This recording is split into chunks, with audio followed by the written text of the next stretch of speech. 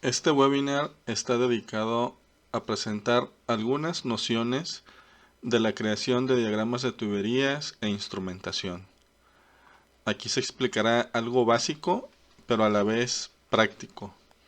La idea no es complicar el desarrollo de este tipo de diagramas, sino que el estudiante tenga confianza para la creación de estos mismos. Ejemplos de diagramas de tuberías e instrumentación hay muchos. Tantos como extensa es la ingeniería química. Estos diagramas son esquemas de un proceso o de parte de este en donde se muestran equipos e instrumentos. Pero lo más importante de todo, cómo interactúan.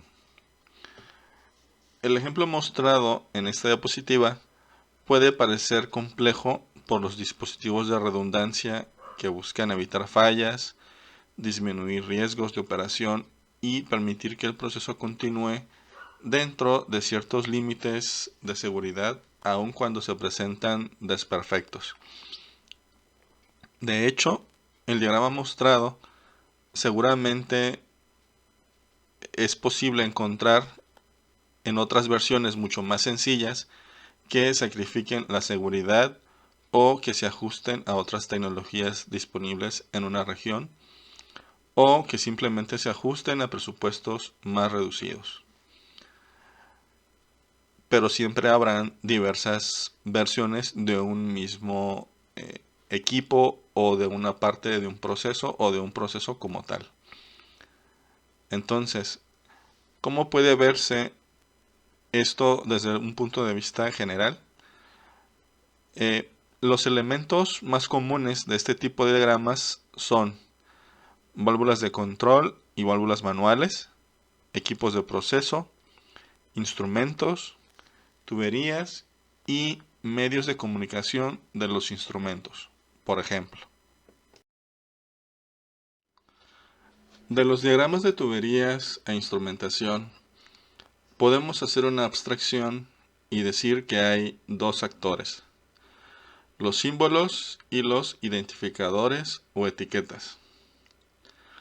Las dos definiciones presentadas en esta diapositiva son claves para quienes necesiten crear un diagrama de tuberías e instrumentación. Esto evitará que se generen diagramas confusos o que simplemente no se ajustan o satisfacen las necesidades del trabajo. Primero, los símbolos pueden ser de muy diversas autorías, aunque es preferible usarlos ya estandarizados. Entonces, una fuente recomendable para indagar sobre la simbología estándar es el International Society of Automation, ISA. Cualquier persona puede crear sus propios símbolos o usarlos de la compañía en que trabaja, que pueden ser distintos a los del estándar ISA, a costa de que el diagrama creado pueda no ser completamente interpretado o mal interpretado por otros ingenieros. Diversas compañías de software como Autodesk o Aveva, por ejemplo, ofrecen el uso de simbología ISA y diversas otras, como opciones de diseño.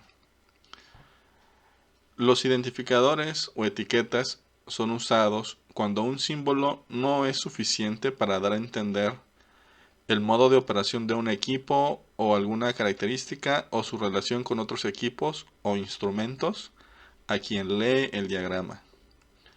Al igual que con los símbolos, las diversas paqueterías existentes permiten una amplia variedad de identificadores o etiquetas en muy diversos formatos. Muy diversas paqueterías permiten la generación de diversos diagramas usando medidas estándar, como las que se muestran en esta diapositiva, por lo que tener cuidado en las dimensiones no es en realidad un problema. Los círculos o burbujas son usados comúnmente para presentar instrumentos de cualquier tipo de tecnología y con la idea de tener consistencia en todos los diagramas que un ingeniero crea, deben seguirse ciertos estándares, cuando no se usa un software especializado. Por otro lado, las burbujas pueden también usarse para presentar información esencial de un símbolo, tal como lazo de control o características de funcionamiento. Por ejemplo, las burbujas o círculos que se usan para este fin son denominadas flags, como bandera en español. Y la información incluida en estas burbujas son denominadas tag, que sería algo así como un número de serie. De hecho, los softwares usados para la creación de este tipo de diagramas usan esta terminología también. Para distinguir entre burbujas usadas para representar instrumentos y burbujas usadas como flags para dar información sobre un símbolo, considérese lo siguiente.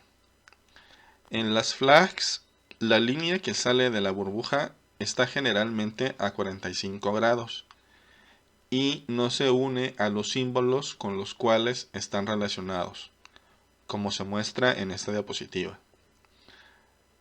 Estos estándares permiten transmitir información de manera muy clara a través del diagrama y evitar confusiones con símbolos que pudieran ser similares. En este punto debe quedar claro que las líneas de proceso pueden ser tuberías en donde puede haber instrumentos montados, mientras que las señales de los instrumentos pueden ser cables de Ethernet o mangueras, por ejemplo. Lo anterior pueden parecer detalles de poca importancia, pero pueden ser el origen de errores costosos o incluso de accidentes. Ocasionalmente es necesario dar detalles en un diagrama de instrumentación para señalar ciertas características de la instalación de un instrumento. En particular, 4 son las opciones de mayor ocurrencia y tienen que ver con el nivel de acceso de un operario a un instrumento en particular, tal como se muestran en esta diapositiva. Nótese que la distinción de estas 4 opciones se hace mediante líneas que cruzan horizontalmente la burbuja. Cuando la burbuja usada para representar un instrumento no tiene ninguna línea horizontal que la cruce, se infiere que esta información se desconoce o que no se había establecido al momento de la creación de ese diagrama. En esta diapositiva se muestra un ejemplo práctico de la representación de instrumentos que están instalados en paneles de control auxiliares y en los cuales puede verse que son accesibles al operario. Es fácil ver cómo este ejemplo corresponde con uno de los símbolos de la diapositiva anterior.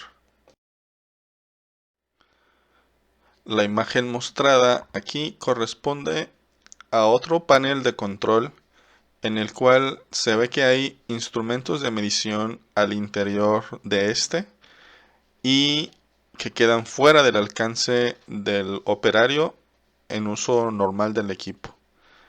Es fácil ver también que este caso también puede corresponderse con uno de los símbolos mostrados en la diapositiva 5. Como ya es sabido, las válvulas pueden ser operadas manualmente, pero existen diversas tecnologías que permiten automatizar su operación. En la última diapositiva de otras fuentes de interés para el estudiante, se proporciona el estándar ISA correspondiente que incluye la simbología para estos y algunos otros actuadores. En esta diapositiva se muestran algunas opciones y su simbología correspondiente. Nótese que el estándar es que el tipo de actuador siempre se indica dentro de un cuadro y diversas letras son usadas para distinguir entre estas opciones. S para solenoide, M para motor, etc. De hecho, la simbología que se muestra aquí no indica el tipo de válvula en cuestión, y para cuyo caso habría que hacer uso de la simbología correspondiente o de introducir flags para dar esta especificación.